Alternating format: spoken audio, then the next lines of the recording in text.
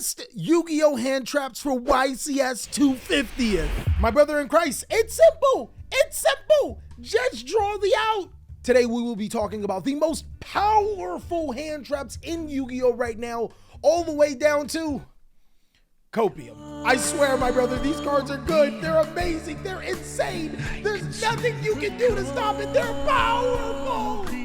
Of course, guys, not only will I be giving you in-depth detail about these particular hand traps and where they fit into the meta, I will also be letting you know if these cards fit on the spectrum of main board worthy or sideboard worthy or copium. And with that being said, we have 5 different categories. Must play is obviously the must play hand traps. If you are playing hand traps, these are the cards that you must consider first. Main board worthy is, I mean, they're definitely good enough to play in the main. Borderline is in a really interesting spot. These cards could be played inside of the main board with good results if you get really lucky, or could be in the sideboard, which can also be extremely good. Sideboard worthy is exactly what it is. It isn't a bad Yu-Gi-Oh card, but it'll probably pop up in more situations better suited for your side deck. And then Copium. So without further ado, let's jump on in. Okay, guys, so the most popular decks that I'm expecting to see at YCS 250th is going to be Labyrinth, Branded, Kashtira. Trap Tricks is still good, right? Probably not as much Trap Tricks as we initially seen, but I do expect to see a little bit more Dark Roll. Of course, Notoria, Runic, and Sprite. But of course, if you guys want to see what I think are the top decks right now coming into YCS 250th, you can go ahead and check out this video. Let's go ahead and jump on in and see how these cards can counter some of the best cards in the meta. Artifact Lancia, my boys. This card is actually incredible against the Kashtira matchup and also is pretty good against Runic. I would say that this is a very good sideboard worthy card, as the card isn't necessarily good against a lot of other matchups, but when it does shine, it shines, my guy.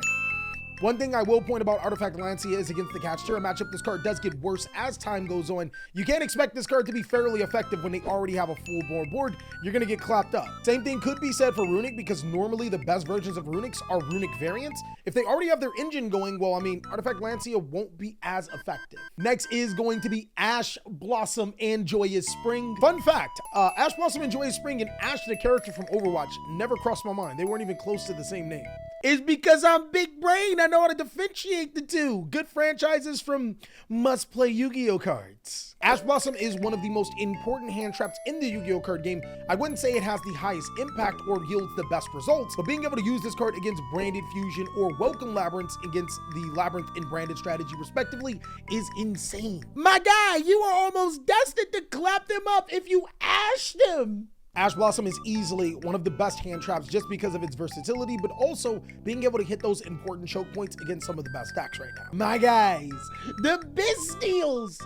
I think last time I had them in Copium, but I actually think the Bystials are a little bit better than what I gave it credit for before. My guys, I don't want to say that Bystials can't clap up Mass Mech, but they do a good job at that. It's also pretty good against Branded, especially when they want to Branded Expulsion you. My guy, the Bystials are actually really good against a lot of non-meta strategies right now, and if your deck can benefit from being able to search dragons, I would strongly consider playing it inside of the sideboard. Contact C, my boys.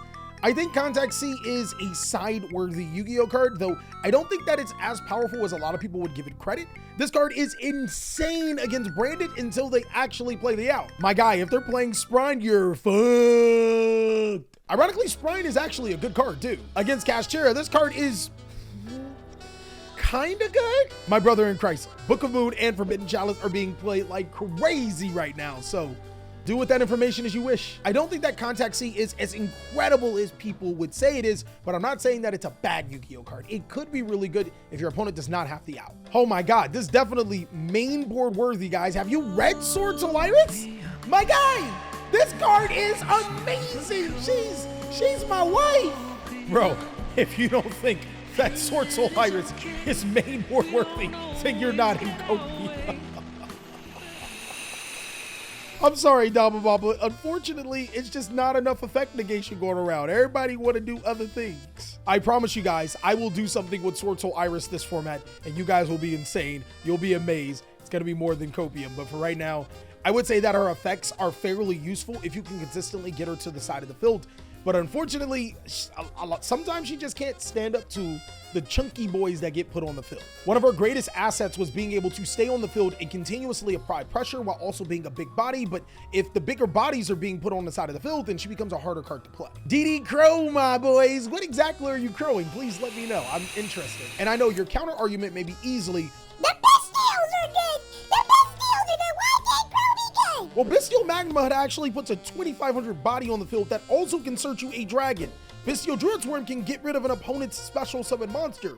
Diddy Crow, I mean, he's hanging in there. I don't think that Crow is overall a terrible Yu-Gi-Oh card. In actuality, it's one of my favorite hand traps, but I can't see a time where the Bestial monsters couldn't do Crow's job because most graveyard reliant decks are light and dark dependent. Dimensional Shifter, my boys. Oh my God, the fall off is real. Yo, you know you down bad when Flundery's players stopped playing Dimensional Shifter. It was literally their win condition. Dimensional Shifter just isn't good right now is because the top Yu-Gi-Oh decks do not need their graveyard to be able to operate. You could probably say, oh, let's go ahead and side it in for those graveyard reliant decks, but there's a few problems with Dimension Shifter. I never really liked this card is because you needed to open it in your starting hand unless you had a deck to accommodate that.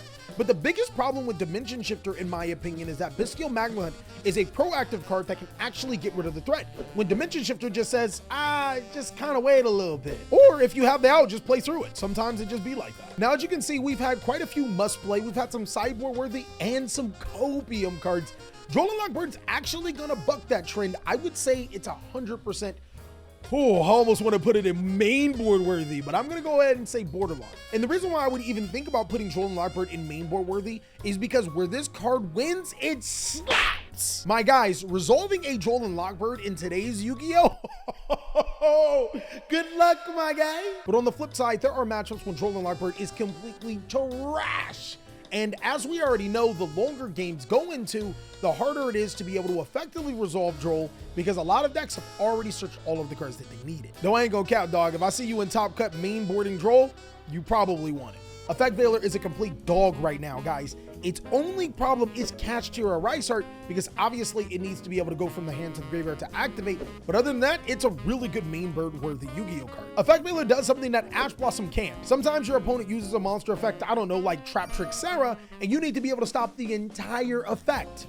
Veiler does that. Ash don't. And that can be pretty much applied across the board with so many good Yu-Gi-Oh cards in this card game. Another prime example would be the Kashtira monsters. Being able to negate their entire effect is crazy. I would personally still say effect negation is king. So that means Cyframe Gear Gamma is like an amazing Yu-Gi-Oh card, right? Gamma genuinely does not get the respect it deserves. And unfortunately, I'm going to be disrespecting Gamma as well. I'm going to say it's a borderline card. The reason why is because if you already have an established board, you already know how Gamma works. My guy, it just sits in your fucking hand and you look at it and it looks at you and it does nothing. Kind of like my ex in the bed. Huh. But where Gamma actually comes up for, when it really shines, a lot of times is when you're going second. Being able to not only negate the activation of a monster effect and remove it off the field, that's pretty spicy. I would say it's borderline. I think a player going into top cut with this in the main board, you might have it. Bro, imagine if they're maining Droll and Gamma. Holy in the Gamma to stop the Droll. Holy Plus, a lot of players are shotgunning Ash Blossom and Joy's Spring on spell and trap effects with no monsters in the field. This might be main board worthy, guys. I would make an argument for it. Ghost Ogre and Snow Rabbit. You kind of have no place being here. Okay, so Ghost Ogre isn't necessarily a bad card, but I would not waste a slot for it unless you're playing a deck like Punk, where Jam Dragon Drive can search it for free. And the reason because is while Ghost Ogre and Snow Rabbit can get rid of the threat, a lot of times we just want to stop the actual threat. My guy, they can literally just summon another one in Kashtira, or in Trap Tricks, you just put a card in their graveyard for them to bring back. And Brandon, I have no idea what you're hitting, my friend, but good luck with that. Same thing with Labyrinth. I have no idea what you're hitting, but good luck with that. I mean, this is really good against the field spells. I'll give you that. It's really, really good against the field spells, but I think the field spells should probably be the least of your worries right now. Ghost Sis and Spooky Dogwood, I'm going to put her in the sideboard, though I don't think she's a very sideboard-worthy card right now, because games typically tend to end faster than time getting called, at least from my experience and a lot of the other competitive players that I've been talking to. My guy, just clap her up in 20 minutes and then use the rest of the 20 minutes talking to your ex about how you're good and she can take you back. It's a simple plan. It's easy. It's easy. Send her nudes of your Yu-Gi-Oh cards. You already know cards out of the sleeve is like the sexiest. Come on, guy, it'll work.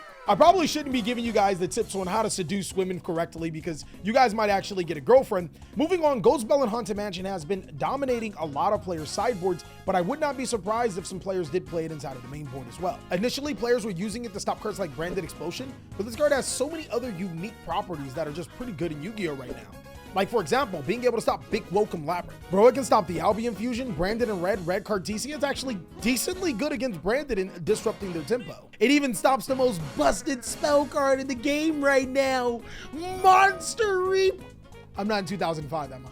Ghost Bell has enough interactions to be flirted with inside of the main board and still is a great sideboard-worthy Yu-Gi-Oh card. So I had to dig deep into my bag and figure out why so many players are playing Ghost Mourner and Moonlit Chill, and it's actually extremely simple. Very, very big brain players, the smart ones, have been dodging cards like Effect Veiler and Troll and Lockbird by using cards like their Runic cards or Branded Opening in their draw phase to special summon their Hugin or their Aliburn and get their search. Unfortunately enough, you can run, but you can't hide, big dog. Ghost Mourner and Moonlit Chill is a decently powerful main board card that stop all of that. Keep in mind, Ghost Mourner and Moonlit Chill can be activated during any phase, and it negates the entire monster's effect. Also, your opponent takes damage, so in case you ever wanted a card that says, Yu-Gi-Oh players, you're done!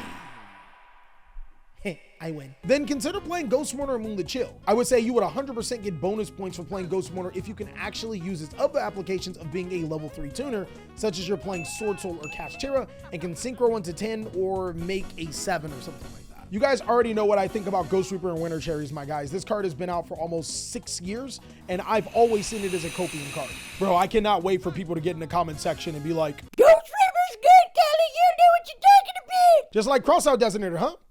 Now, statistically, how many people have topped using these cards? Yeah.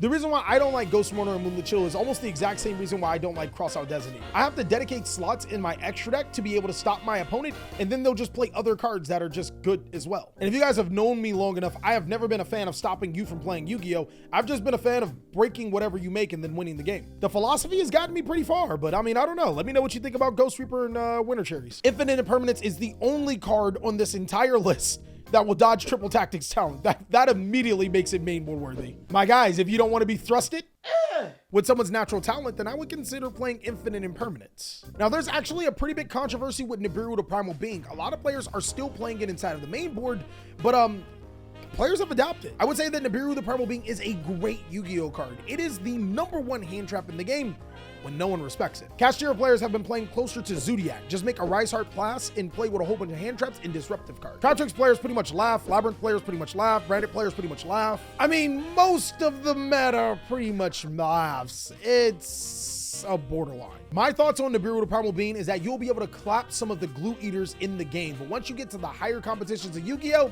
it's not gonna work. And it is a really good sideboard card for the decks that just have to disrespect Nibiru. Now, this is actually a new tech that a lot of players have been trying out right now. Psyframe Delta is really good at stopping spell cards. Cards like Triple Tactics Talent, Triple Tactics Thrust, Branded Fusion. I mean, the list can really go on. This is also a card that players have been buying, so maybe you should pick it up before it skyrockets in price. Don't say I didn't ever give you any information for free. But if you are buying cards, you already know, use that TCG player link, dog. It helps me out. I would say 100% right now, Psyframe Delta is a really good sideboard worthy Yu-Gi-Oh card. If you're going against a deck that's spell heavy or needs important spell cards to be able to resolve, like if your opponent plays a filled spell in the deck or some of the important spell cards I mentioned before, this card's actually really, really good. But against trap-based decks, I mean,